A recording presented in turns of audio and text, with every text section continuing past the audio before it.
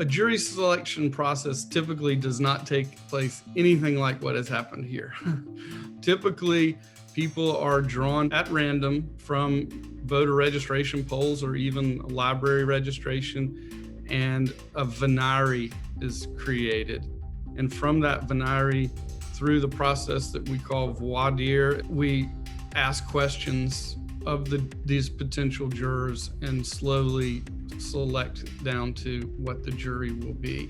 In my experience, it can go anywhere from a day to several days to several weeks, depending on the complexity of the case and the issues and the motion practice that is before the court. In this case, the jury selection process took just over 2 weeks, but the most striking thing is essentially an all-white jury with one black juror.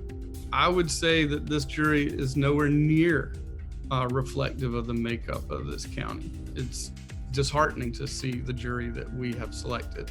You would expect to see anywhere between 30 to 40% of the jury be black, not 1 out of 12.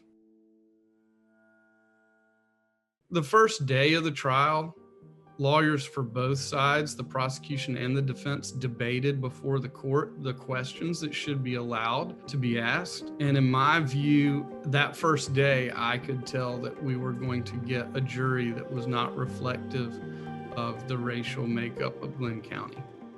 One of the key questions that they debated and that was allowed was a question that essentially asked each juror or people to raise their hands and say, do you think that the former Georgia state flag, which contained part of the Confederate battle flag, is a racist symbol?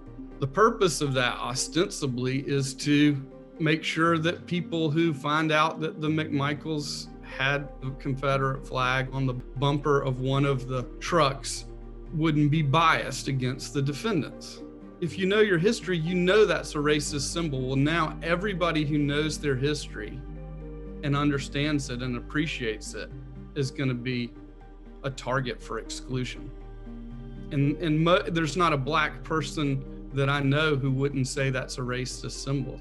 A judge has the power to determine what types of questions are asked and has broad discretion. So at the very beginning, the judge should have limited a lot of these questions.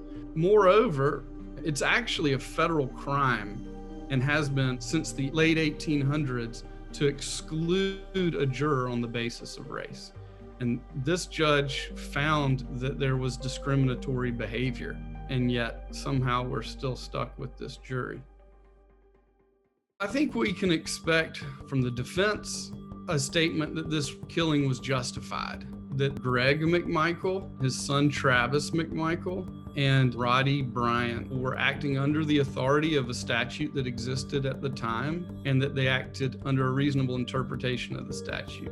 I think you will hear from the prosecutors that any interpretation of any statute that says that it's okay, it's justified, it's permissible behavior for 3 men to chase down another man with guns when the other man is unarmed, prosecutor's going to say there's no reasonable interpretation of that statute that would allow for this killing. And that if I were the prosecutors, I would argue, and I believe that they will, that this is a very, very, very simple case. At the scene of the crime, all 3 men gave statements. All 3 statements are confessions of murder, felony murder, attempted kidnapping, if you apply their statements to the statutory framework. It's not on the prosecutor to prove it's racially motivated in this case. The truth is, it's the defendants who are trying to say that they're racially justified in doing this, that if they saw a black man in their neighborhood, it's reasonable to believe that he was up to no good and that you could kill him. Prior to Ahmaud's death, we had no hate crimes law in the state, and we had this antiquated act that is a relic of the Confederacy, which was the statute for citizen's arrest. In the wake of Ahmaud's death, that was repealed and the hate crimes law was passed.